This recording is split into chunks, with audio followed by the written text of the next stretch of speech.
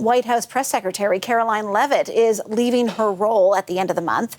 She had recently returned from maternity leave following the birth of her second child. Caroline Bargout tells us more from Washington. Well, U.S. President Donald Trump broke the news on social media. He said White House press secretary Karoline Leavitt was going to be resigning to spend more time with her young family. He called her one of his most trusted aides and said she was one of the best White House press secretaries in the history of that office. But Trump also said that she would be working with him from the outside. He posted, "Karoline will now be one of my top advisors and an influential voice within the Republican Party as we work to defy history and conclusively win the midterm elections." Now, Leavitt is 28 years old. She is the youngest White House press secretary. She's been working with the president since 2018. She was along with him for his 2024 presidential run. Obviously, she's been the main White House press secretary. Now, she had her second child in May and only took a few weeks off. She returned to her job last month. Now, she posted on social media calling this the honor and adventure of a lifetime. She also said, "The truth is, since returning to the White House after the birth of my daughter, I have felt in my heart that I cannot be the best mom my two young children deserve while devoting the constant time, energy, and attention required of the White House press secretary." Now, Karoline Leavitt had a very interesting relationship with the press. She would often go toe-to-toe with reporters if she didn't like the question they were asking or if she didn't like the way they had written a previous story or a story about the president. But reporters do say that she was always available to answer questions and would respond to their messages even on off hours. Now, Leavitt says that she will be leaving her job at the end of this month. Caroline Bargout in Washington, thank you. Thanks.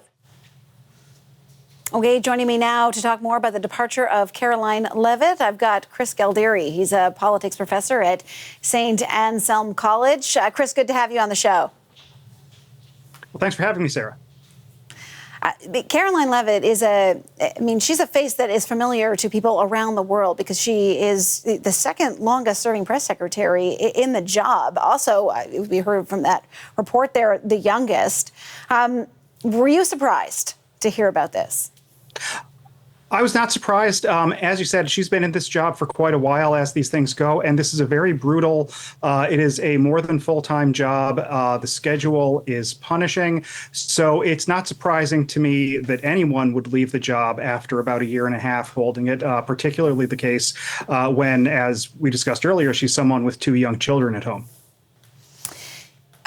So those are the challenges. What's the path that lies ahead for her? I know we have seen a lot of press secretaries go on to some pretty high-profile roles. That's right. And I think there are a couple of paths here.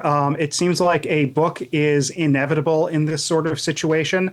A lot of press secretaries go into public relations or crisis media management sort of positions, lobbying, taking advantage of their contacts and their access and that sort of thing.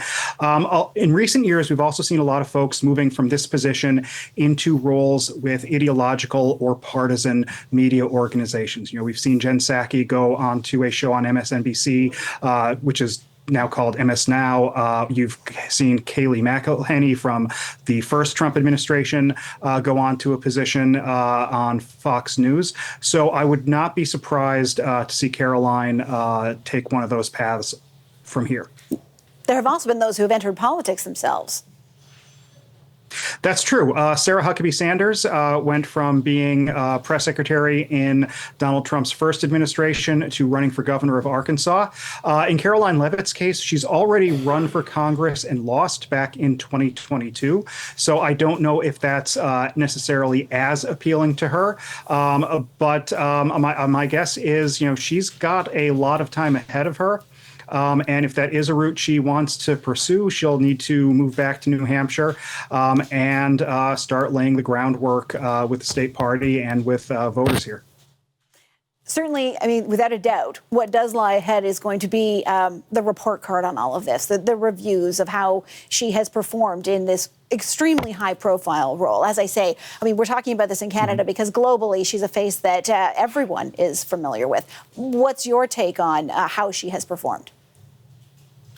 Well, I mean, we know that the president is very happy with her performance, and I think that comes down to the fact that there's essentially been no daylight between her and him throughout this administration. Her rhetoric has been every bit as bombastic, as over the top as his has been. And I think that has served her well in terms of the internal politics of the Trump White House. I'm curious to see whether and to what extent this limits her after the White House. I think it's unlikely that she will be able to jump from here to, a sort of soft focused, non-political talk show like Kelly Clarkson has, or something like The View. I think she's really sort of locked in to the partisan right-wing media ecosphere here in the U.S. What do you make of the legacy, I guess is the word I'm sort of toying with here, but filling her shoes? Who comes behind her, and to what end do they feel they need to perform that job the same way? Yeah, I don't have any particular names necessarily for possible successors, but I do think she's created a template for Trump press secretaries moving forward in this term. What we've seen from Trump since he was reelected in 2024 is a much more aggressive, much more bombastic sort of administration. I think there are fewer constraints on Trump, on his actions. And so I think anybody who wants to succeed Karoline Leavitt in this position and succeed in this position is going to have to follow her lead in terms of echoing and amplifying the sorts of rhetoric that we hear from the president. Chris Caldieri, politics professor at St. Anselm College. Always good to speak with you, Chris. Thanks. Well, thanks for having me.